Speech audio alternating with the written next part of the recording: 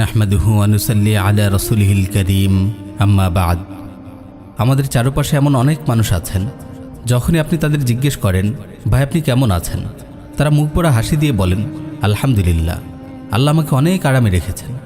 অনেক সময় দেখা যায় তারা অনেক কষ্টে আছেন, তবুও তাদের মুখের হাসি মলিন হয় না, তাদের জবান থেকে আলহামদুলিল্লাহ হারিয়ে যায় না। জীবনের শত ঝড়ঝাপটার মাঝেও তারা হাসি খুশি থাকেন।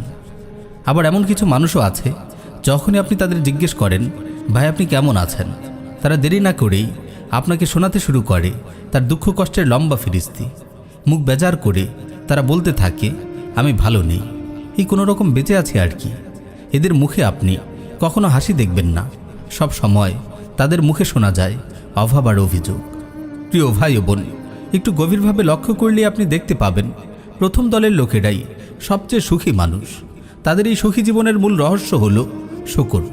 শুকর মুমিনের জীবনকে সুখ ও শান্তিতে ভরে দেয়। এই শুকরের কারণে দুঃখ কষ্ট অভাব অনটনে জর্জরিত মুমিনদের জীবনও সুখময় হয়ে ওঠে। অনেকে ভাবতে পারেন দুঃখ কষ্ট অভাব অনটনে থেকেও কিভাবে আমাদের অন্তরে শুকর আসবে। প্রিয় ভাই ও বোন, এটি অত্যন্ত গুরুত্বপূর্ণ একটি প্রশ্ন। মানুষ কখনো নিজের অবস্থার উপর সন্তুষ্ট থাকে না।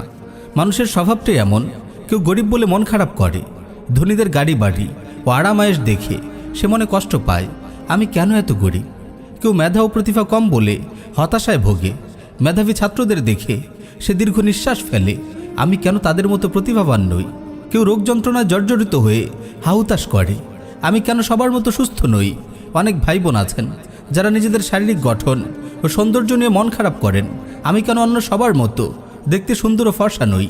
এভাবে পৃথিবীর কোনো মানুষই পরিপূর্ণ নয়, সবার কোনো না কোনো ঘাটতি থাকে, আর সেই ঘাটতি নিয়েই সে মন খারাপ করে বসে থাকে।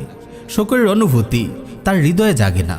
প্রিয় ভাই ও বোন, বায়ুর সাগরে থেকেও যেমন আমাদের মনে থাকে না আমরা বায়ু সাগরে ডুবে আছি, তেমনিভাবে আল্লাহর অগণিত নিয়ামতের মাঝে ডুবে থেকেও আমরা বুঝতে পারি না আমরা আল্লাহর নিয়ামতের সাগরে ডুবে আছি। আমরা যদি আল্লাহর দেয়া নিয়ামতগুলোর দিকে তাকাই তবে কখনো আমাদের ছোটোখাটো কষ্টগুলোকে কষ্ট মনে হবে না। এখানে আমরা আল্লাহর নিয়ামত উপলব্ধি করার একটি সুন্দর উপায়ের কথা আপনাদের বলতে চাই।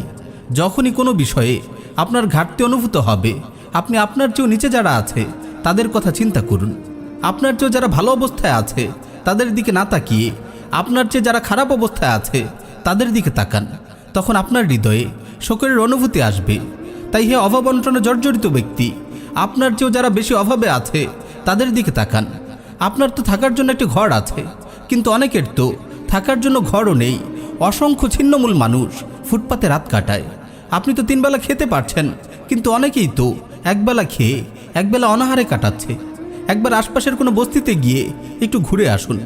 অভাব অনটনের যাতনায় ক্লিষ্ট মানুষগুলোকে দেখলে আপনার হৃদয়ে শুকরের অনুভূতি সৃষ্টি হবে।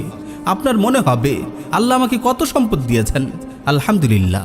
হে রোগ যন্ত্রণায় কাতর ব্যক্তি, আপনি একবার হাসপাতাল থেকে ঘুরে আসুন। আপনার মন আল্লাহর প্রতি ভালোবাসায় ভরে যাবে। আপনার মনে হবে আল্লাহ আমাকে তো অনেক সুস্থ রেখেছেন। এভাবে আমরা যদি আমাদের চেয়ে যারা খারাপ অবস্থায় আছে তাদের দিকে তাকাই তবে আমরা আল্লাহর নিয়ামতকে উপলব্ধি করতে শিখব। ফুটপাতে শুয়ে থাকা মানুষগুলোকে দেখে আমাদের চোখে শুকরের অশ্রু ঝরবে। বিকলাঙ্গ ও হাতপাহারা লোকদের দেখে আমাদের হৃদয় শুকরে ভরে উঠবে। আমাদের চেয়ে বেশি দুঃখ কষ্টে জর্জরিত লোকদের দেখে আমরা আল্লাহ রাসূলের শেখানো সেই দোয়াটি পড়ব, আলহামদুলিল্লাহিল্লাযী আফানি মিম্মা বতালাকা বিহি ওয়া ফাদ্দালানি আলা কাসীরিম মিম্মান খালাকা তাফদীলা। সকল প্রশংসা সেই আল্লাহ তাআলার, যিনি তোমাকে যে মুসিবত দিয়ে পরীক্ষা করছেন সেই মুসিবত থেকে আমাকে হেফাজত করেছেন এবং আমাকে তার অনেক সৃষ্টির উপর সম্মান দান করেছেন।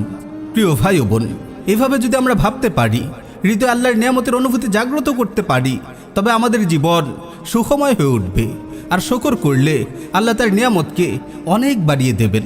আল্লাহ তাআলা বলেন, লা ইন শাকারতুম লা আযীদান্নাকুম ওয়া লা ইন কাফারতুম ইন্না আযাবী লাশাদীদ। তোমরা যদি শুকর করো তবে আমি তোমাদের আরও বাড়িয়ে দেব, আর যদি নাশুকরি করো আমার আযাব অনেক কঠিন। প্রিয় ভাই ও বোন, আজ থেকে বদলে ফেলুন নিজের মানসিকতা। আপনার জীবনে আল্লাহর নিয়ামতগুলোকে উপলব্ধি করুন, আপনার জীবনকে শুকরময় করে তুলুন। ইনশাআল্লাহ শত ঝড়ঝাপটায়ও আপনি বিচলিত হবেন না। আপনার মুখে সবসময় শুকরের হাসি থাকবে, শত মুসিবতও আপনার জবান থেকে আলহামদুলিল্লাহ হারিয়ে যাবে না। আল্লাহ তাআলা আমাদের সবাইকে শুকরময় সুখী জীবন দান করুন। আমিন ইয়া রাব্বাল আলামিন।